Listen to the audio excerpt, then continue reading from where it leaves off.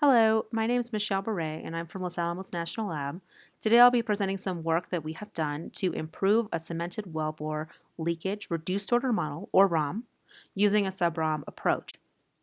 ROMs represent a very powerful tool to help to take advantage and simplify the results of highly complex physics-based models, in our case, very complex numerical models.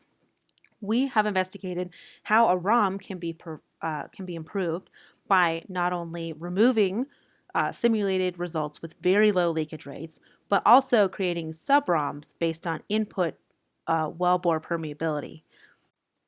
So to investigate how these factors might influence and improve ROM performance, we've been able to take advantage of some work that was performed and described in Harp et al. 2016. This work generated a numerical model for CO2 injection into a reservoir and what the potential leakage rates into different geologic layers from a cemented wellbore might be for both brine and CO2.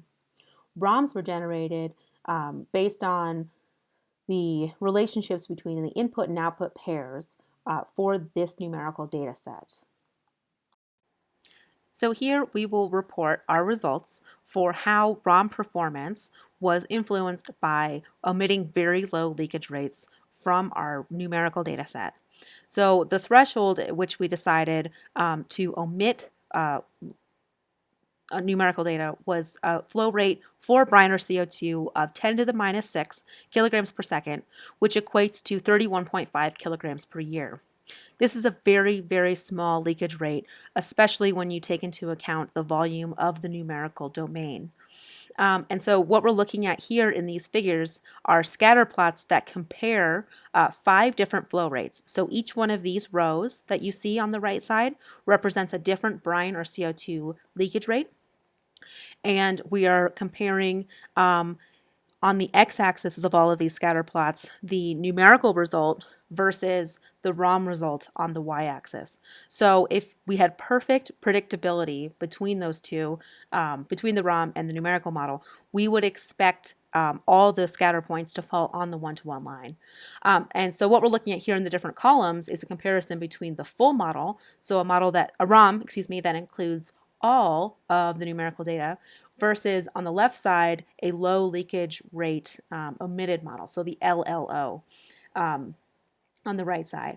And so generally I would say it's difficult to see visually that the LLO, the low leakage rate omitted model, always outperforms the full ROM, but I think there's a couple of cases that I'd like to highlight where it is quite clear. In particular, on the lower right, we're looking at CO2 flow from the wellbore into the thief zone, and what you can see is the one-to-one line here is much better matched by the LLO model versus the full model. And I think there's some other cases, but they're a little bit more difficult to see on this spatial scale. So second, we want to show our results of how a sub-ROM approach can also improve overall ROM performance. So in this case, we generated 4 different sub-ROMs based on 4 bins of wellbore permeability. So going from a very low wellbore permeability, where you might expect much lower flow rates to occur, to very high permeability, where much higher flow rates may be possible in the simulations. So what we're looking at here is, again, in these plots we have those same 5 brine and CO2 flow rates in each one of these rows. And these scatter plots show a fit between the numerical and the ROM performance, predictability on the one-to-one line.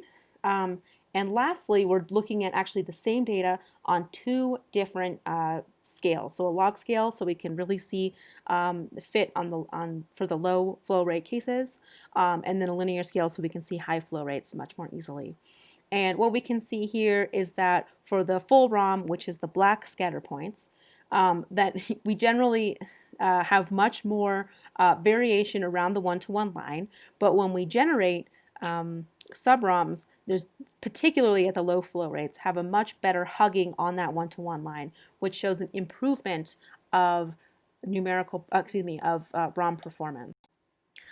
Lastly, we conclude by reporting some statistical measures that we have been using to quantify the improvement and in some cases the lack thereof, of ROM performance based on the modifications that we've been making, including the creation of sub-ROMs. Overall, we do see improvement, particularly with the creation of sub-ROMs, but not in every single case. And so I would say there's some information that emerges in the statistical data that doesn't emerge in the visual data, which I think is interesting to note. I had to move through this content very quickly in these slides, and so I welcome anybody who has any questions, any feedback, or any ideas of how to improve this work to please join me in the question and answer session. So thank you for your time. Bye.